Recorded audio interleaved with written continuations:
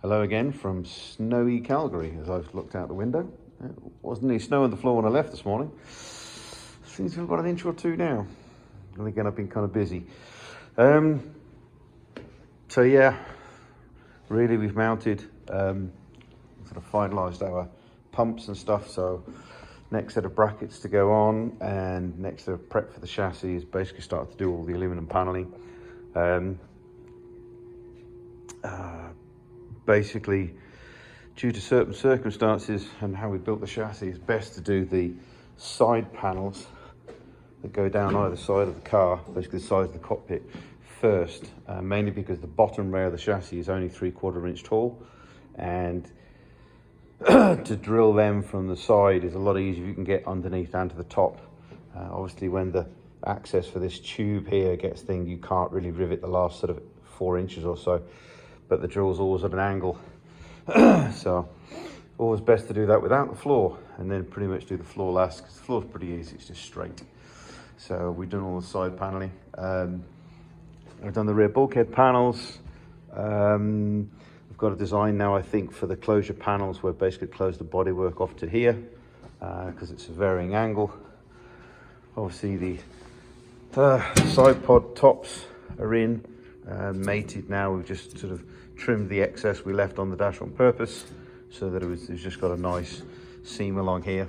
We will put an angle bracket, aluminum angle bracket at the back here, and then basically rivet some rivets into here just to give that bit of security between the two of these so they don't rattle.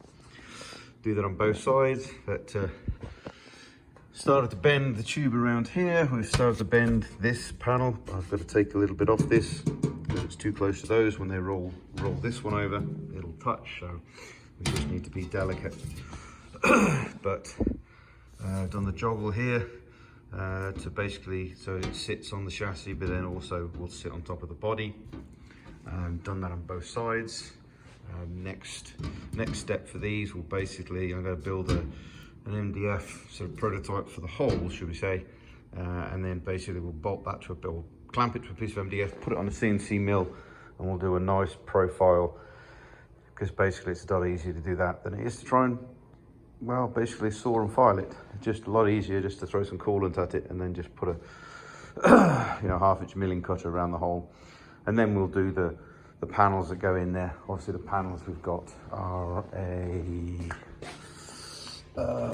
Nomex carbon fiber piece that I've actually had from ages. It came from Jordan F1, I think I can pretty much say now, because well, Jordan no longer kind of exists. So friend of a friend worked for Jordan at the time, and basically got me some couple of pieces of scrap to Pucker F1 carbon.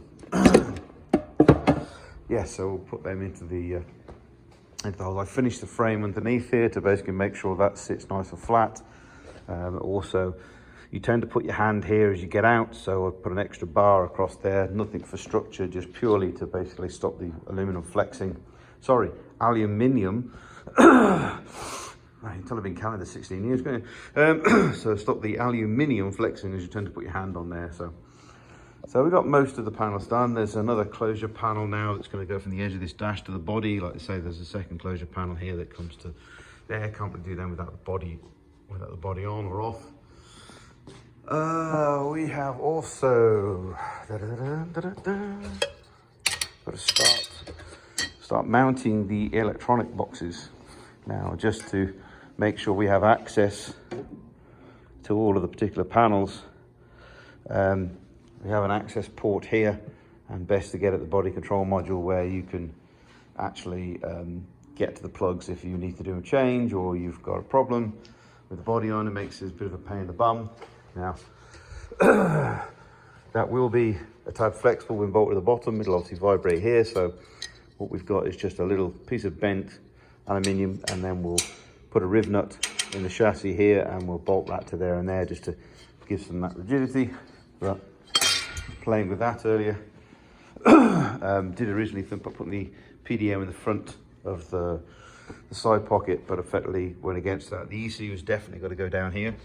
We've already mounted the ECU in there just to be sure, and I plugged in some of the loom as well just to make sure I've got enough room that I can move it out. We'll leave a pigtail of loom for the ECU in there, so basically we can disconnect the ECU from the bracket, because it has a bracket with the vibration isolator, so if I can move the ECU to the point where I can actually get it inside here, or virtually outside there, to unplug it. So basically just so if we have any issues, need to remove pins or add cables, whatever else to the ECU, then it's not a problem. And the same with the PDM. And then all the other boxes are generally going to go in here. We've obviously got 2 boxes for CAN expanders, then we've got another CAN based one for EGT sensors, and the list goes on. But yeah, so now we've got the majority of the outer panels done in here. We do have some more closure panels at the front here. I've got to build a closure panel in the front here. We're going to just do that in aluminium. We'll seal it to here, to seal it to the bodywork, and just to seal that rough area there off. We are actually going to cut a hole in this particular side port here and put a somewhere to put your foot, so basically like a clutch rest that'll be indented into that panel, basically to give your left foot somewhere to relax up against. And as we may have noticed before, there will be an access panel in here and in this side here, to basically, so once the car's put together, you can get access to the water pump and the oil pump. I've already made the templates up for that. I probably will just cut that by hand, because now it's on a curved panel, it's a bit awkward to put in the mill. But yeah, knocking off a few of those horrible jobs. Printer's been in action, designed some, these are the grommets to go in the seat. So basically the seat belts will pass through. So we'll basically end it on 1 and 2 there, spread apart. And there'll be another 2 slots, obviously, in the side for the 4-point harness. I'll get some self-leveling epoxy, and basically the side that sticks onto the seat, which maybe you can see, then basically I'll cover that in clear epoxy and basically smooth them out. Makes it look a little nicer. But they're all 3D printed in ASA. I tried ABS, but yeah, they say it's difficult to print. I can concur. But the 3D printer's been at least busy now. Yes, so we're tackling along with that. Not much more as far as brackets is concerned to mounting all the bits and pieces on the chassis now. Yes, we have decided, or say we, me and a good friend of mine have decided to go with bulkhead connectors for the ECU.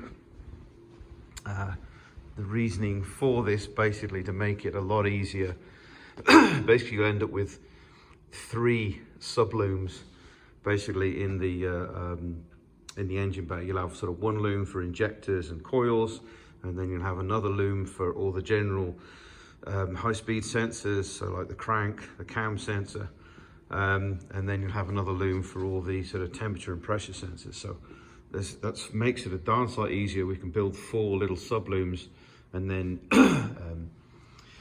I'm being told that should make the process a little easier. Plus now we've got bulkhead connectors here, so I don't have to worry about trying to separate a sort of dry area where all the electronics are from the engine bay, because, well, basically we'll have bulkhead connectors. So it looks like we're going down that route, but I'm trying to plan as much as I can, and I'll get help from that, because basically it's well, I'm going to need help from that doing that stuff from scratch. So the basic car loom is pretty simple, but I want to make sure we get the engine loom up to some form of a almost motorsport spec. I'm not saying I'm going to do concentric twisting, but we need to get it up there. But I have done the HPA course just to be 100% sure that I'm not going to make any stupid mistakes, and it's probably saved me at least 1 mistake that I probably would have made as far as the earthing. You need to have 1 single earth on the motor for all the sensors, and basically that earth then doesn't confuse with any other earthing in the car. So if for whatever reason we have an earth fail from the engine to the chassis, it doesn't take an earthing point when you hit the starter motor from the engine through the ECU to any sub earth you may have made and fry the ECU. So huge tip, not something I'd have thought about, but obviously now I do. That made that HPA course well worth the, I think it was like $300 or whatever else, just to help me go through that. Yes, anyway, so there we go. A lot more aluminium paneling. Had to take a bunch of stuff off. We'll build just a beauty panel to cover up basically where the Bowden cable ends is. Bowden cable ends, where the rods stick out, they're polished aluminum, as is all the gear change system, so we'll leave that exposed, but I'm going to put a cover. We'll build a cover, we'll build some brackets off of here so I can bolt it on, and just, if I need to make any adjustments, I can just undo a couple of bolts and just slide it off to adjust the cables. But we have got a lot of adjustability in the cables. We've got the ends are adjustable. This mounting point is adjustable. We've also got the adjustment at this end as well, where the cables are mounted. So I think we're good for adjusting any particular issues there. But I'm getting confident now that I can probably have all the bits and pieces welded to the chassis. Oh, we do have I bought some tube. Got my mate's ring roller, and basically started to ring roll some tubing, round roll some flat. That was just a test piece, just to make sure I wasn't mucking up. So now we can produce the rest of the oil tank, which really was waiting on sort of this. Or I could have bought some 5.5-inch tubing, but 6 inches just a bit too big, and that's the piece I've got. So I needed 5.5. It's kind of an odd size.